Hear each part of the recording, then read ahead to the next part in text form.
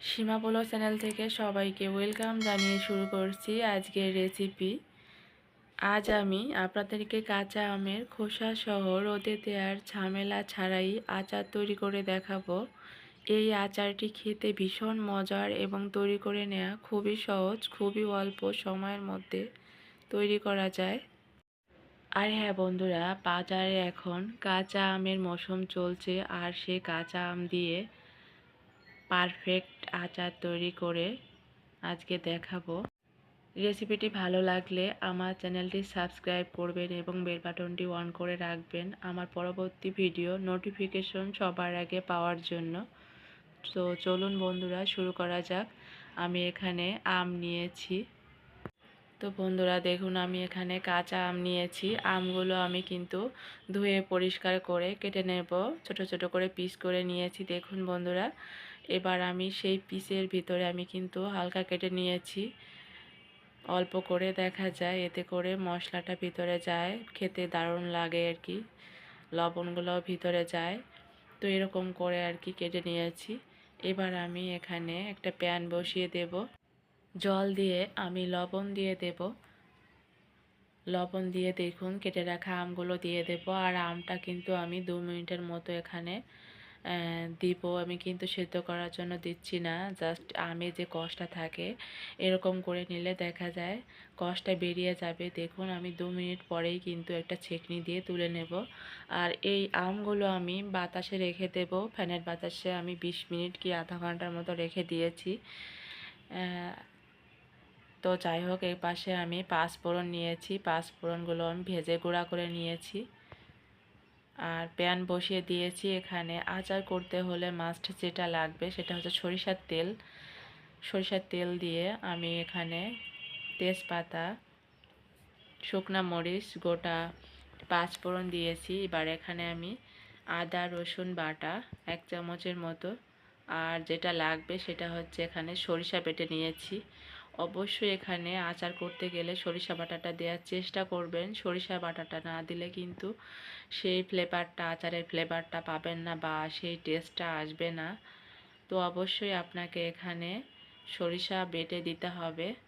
তো যাই হোক, ওটা আমি একটু ভেজে নিয়ে এপাশে আমি সেই আমগুলো দিয়ে দেব। আম দিয়ে এখানে পরিমাণ মতো এখানে আমি লবণ হলুদ দিয়ে দেব।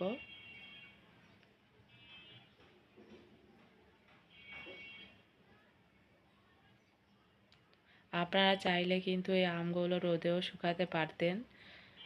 একটু রোদে রাখলে দেখা যায় জলটা টেনে যেত। তো আমি ফ্যানের নিচে রেখেছিলাম। তো যাই হোক, শুকনো মরিচের গুঁড়া দিব, চিনি দিয়ে দেব। সব কিছু দেওয়ার পরে এবার আমি নেড়ে চেড়ে নেব। দেখুন বন্ধুরা, কালারটা খুবই ভালো আসছে দেখুন বন্ধুরা, আর ফ্লেভারটাও দারুণ আসছে।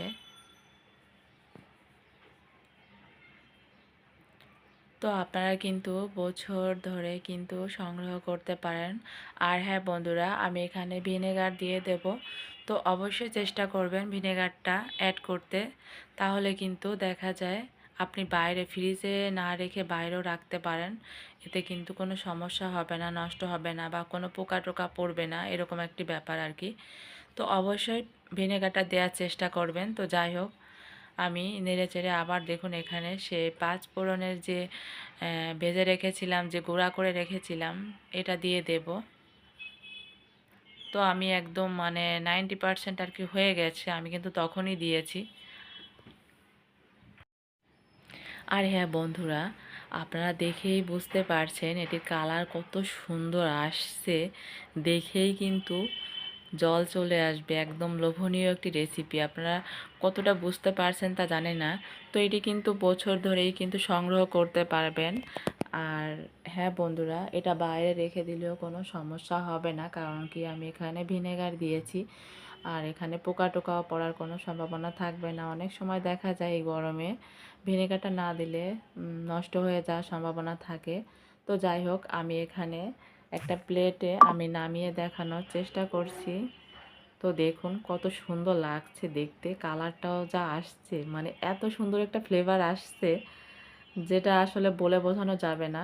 আমার মনে হয় কাঁচা আম থাকতে থাকতে এরকম একটি রেসিপি সকলেরই করে নেওয়া উচিত। আর আপনি বছর ধরেই কিন্তু সংগ্রহ করতে পারেন এরকম একটা রেসিপি। আপনি